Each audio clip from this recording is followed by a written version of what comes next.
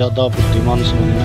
कभी कभी आदमी को लगता है कि मैं सबसे बुद्धिमान है और उनकी बातों को ध्यान से नहीं सुनता, उसका परिणाम उसे भुगतना होता है।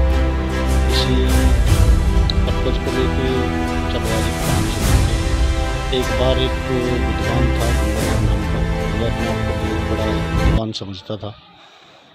तो उसने जो है बहुत सारे लोगों को, ज्ञान बहुत था, 30 साल एजुकेशन लेने के बाद उसने जो है अपने आप को बढ़ाना शुरू किया और लोगों को हराना शुरू किया।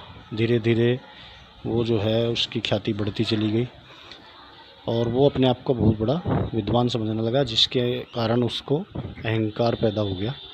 और ये बात राजा भोज तक भी पहुंची और उन्होंने सोचा कि इसको कैसे हराएं।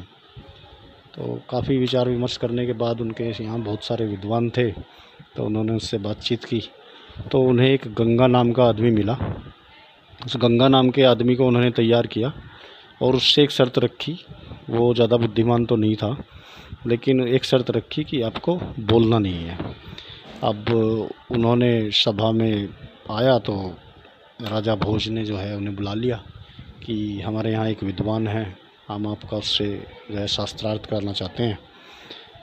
तो वो तो अभिमान हो गया था गंगाधर को। तो उन्होंने जो है, वो तो सोच रहा था तो सबको हरा देगा। तो सभा लगाई गई और गंगा को भी बुलाया गया। गंगा के सामने शर्त ये थी कि आपको बोलना नहीं है बस। तो जैसे ही गंगाधर जो है सभा में आया और उसने जो है अपनी मंडली के साथ 3-4 लोग साथ में थे, आके शास्त्रार्थ शुरू हुआ। तो गंगाधर ने एक उंगली की तो उसने जो है 2 कर दी गंगा ने। अब गंगाधर समझ गया कि ये तो ठीक बोल रहा है। फिर उसने 5 उंगलियां की। तो 5 उंगलियां करने के बाद गंगा ने उसको मुक्का दिखाया। अब मुक्का दिखाया तो वो खुद ही बोल पड़ा कि हाँ ये ठीक है और मैं आज हार गया हूँ। उसने अपने सारे जो भी उपाधियाँ प्राप्त हुई थी वो गंगाधर ने उतार के फेंक दी।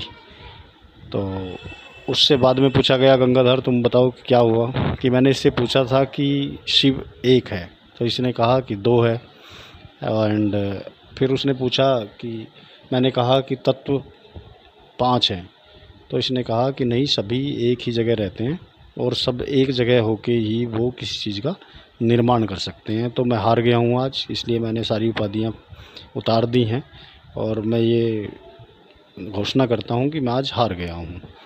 फिर वो गंगाधर के जाने के बाद गंगा से पूछा गया कि भाई आपने क्या ऐसा किया।